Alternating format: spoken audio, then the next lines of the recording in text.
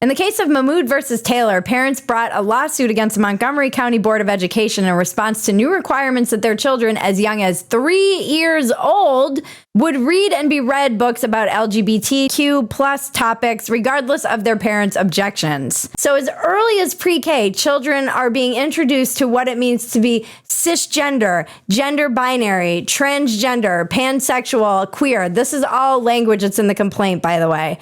So you can go read this complaint for yourself. We will put it in the description. First graders will read a book discussing being non-binary and what pronouns fit you best. First graders. Hi, my name is Erin. I use she, her pronouns, and I'm This is mental illness projected onto public policy. Later in 5th grade, 10 years old, children will read about a mother committing to sharing with loved ones that her boy is a girl. Nope. One illustration celebrates Martha P. Johnson, a self-described transvestite or queen who built a life around sex and gay liberation, being a drag queen and sex work. I didn't learn about sex work until I was 12 years old watching Pretty Woman. 6 full nights, days to 4,000. 2,000. 3,000. Done. Holy shit! I was not allowed to watch Pretty Woman at 12 years old. Yeah, and that's why I was a whore and you weren't, Maggie.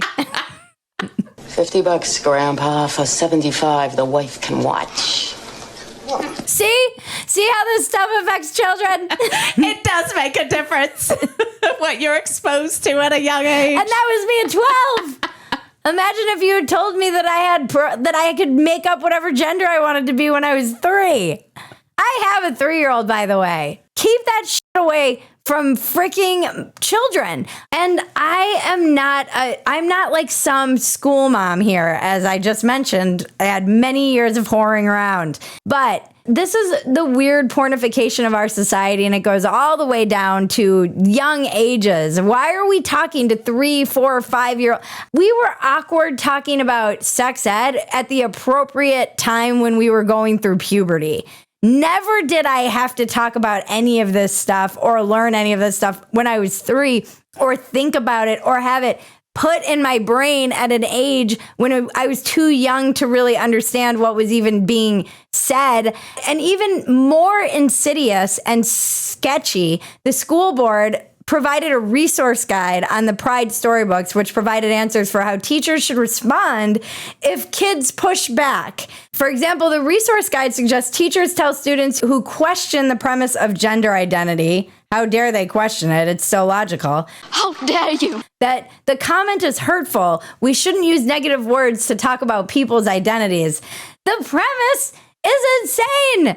This premise is nonsensical. None of it makes any sense, and it relies on very simplified gender stereotypes to even make it make sense. But aside from that, it's like make-believe. It's literally like a child who believes that they're a turtle or whatever when they're children, or they believe all kinds of crazy cockamamie things, and we don't just let them run with it. We're other students to state what their parents taught them, that gender is not assigned at birth, but an observation of biological reality.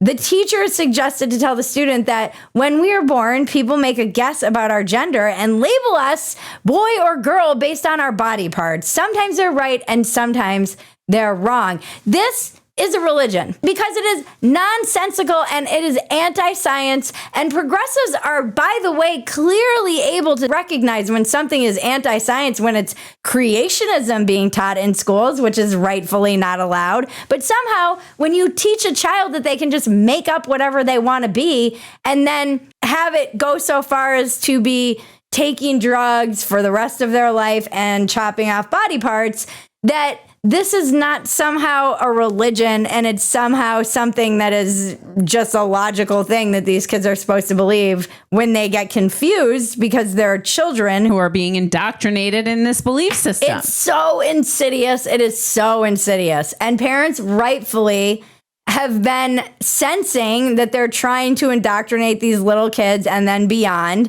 And they're obviously and rightfully pushing back.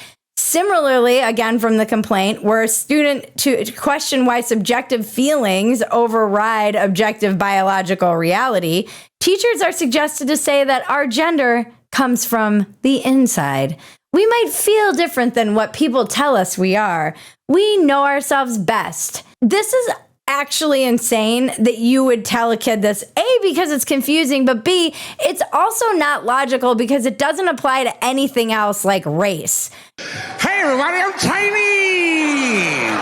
This is how I feel inside. No kid could be like, I feel like a black kid, and a teacher would be like, that's fine. They would squash that shit in a second and remind them how privileged they are if they were white. So it doesn't even apply to other things. It only applies to your biological reality.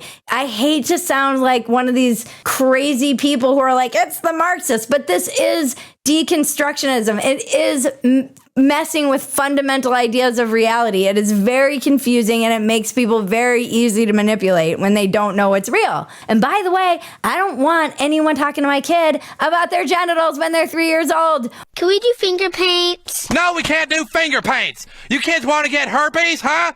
How about a nice bucket of AIDS? Sound good? I don't like it. It's creepy. Everyone who senses that it's creepy has a right to sense that it's creepy. I'm like as pride parade-y as you can possibly get. I've been to many of them. I've been to Folsom Street in San Francisco. I still don't think it's appropriate to talk to children about certain things that are beyond their understanding when they're little kids. Right. I get it. There's mommy and daddy, and that people can say, oh, people have all different kinds of family structures, whatever. That's okay. But we don't need to know how mommy is getting mommy off and daddy is getting daddy off, or mommy and daddy are getting off. Young man, will you please pay attention? This is very important stuff. Oh. We don't teach kids that from 3 to 5. And celebrating kink. Yeah, we don't celebrate kink. In this house, we believe kink is for grown adults. It sucks that this has to be framed and argued in the context of religious beliefs, because these are religious parents who are having to fight this fight because they have the grounds to fight it. But there are plenty of other normie parents who may not be religious who are not on board with this stuff, and they can't really fight it because they would just be called anti-LGBTQ or whatever. They would be smeared as bigots, when really my religion is, I don't want you talking to my kid about that, you weirdo. That's my religion. Is there an opt-out option for that?